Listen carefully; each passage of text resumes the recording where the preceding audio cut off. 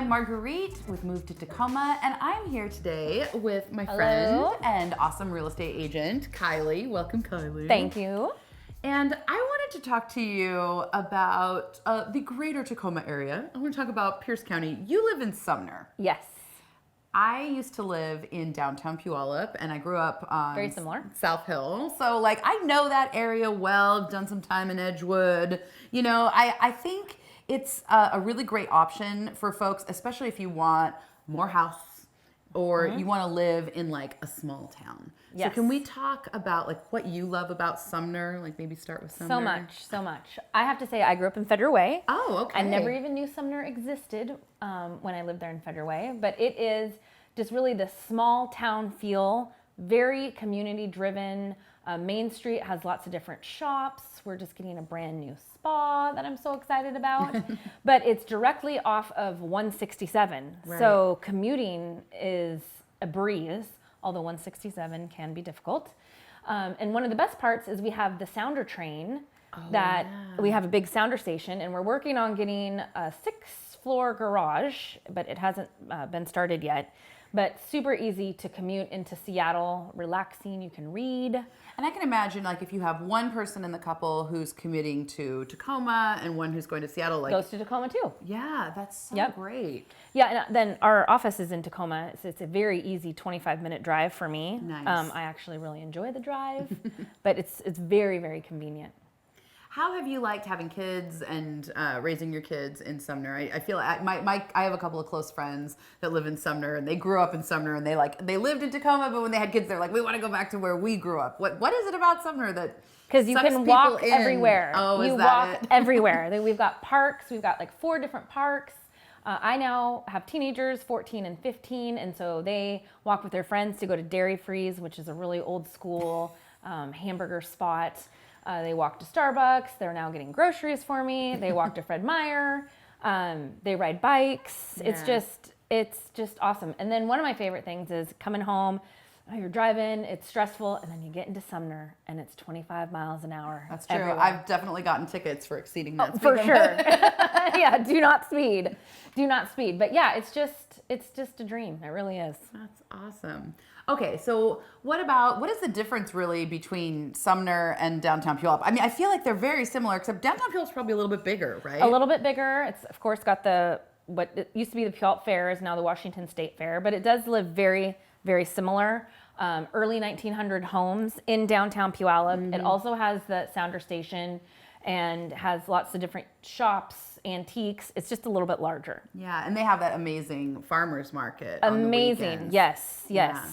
Right at the Park Pavilion. So right downtown. Yes, across from the library. Where they've got that big clock, beautiful park, and they've got an event center there with garage doors. It used to be like a fire station that opens up. Yeah, so it's a really great spot to hang out. So both Sumner and Puyallup are a place where you can have an older home or even a newer home and be, like you said, biking distance to the main street of the town. Yes. But then there are sort of like the more like slightly suburban areas outside of Sumner and Puyallup. So I would be thinking of like Edgewood, Milton, and then like South Hill, and maybe that like Fruitlandy, Summit area up past Pioneer Way. Yeah. Like, is that like, what do you think about folks that are living there? What draws people to those communities? Well, there's more planned communities on the outskirts Right, like that. So right. more development, and so you get a newer home. You know, some people don't like the ideas of having an older home and the joys that come with that. Yeah, so there's also like Fruitland area or Edgewood area, Milton area tends to have more lot size. Okay. So people who are wanting more of a yard, they can find that up on the sides, So up on the hills. When we talk like money, like what does a person need to be expecting to pay? Like what is the low range and the high end of like the average range for homes in Sumner and Puyallup? Ooh, that's a tough call because that is one thing that's nice about both areas is there is such variety.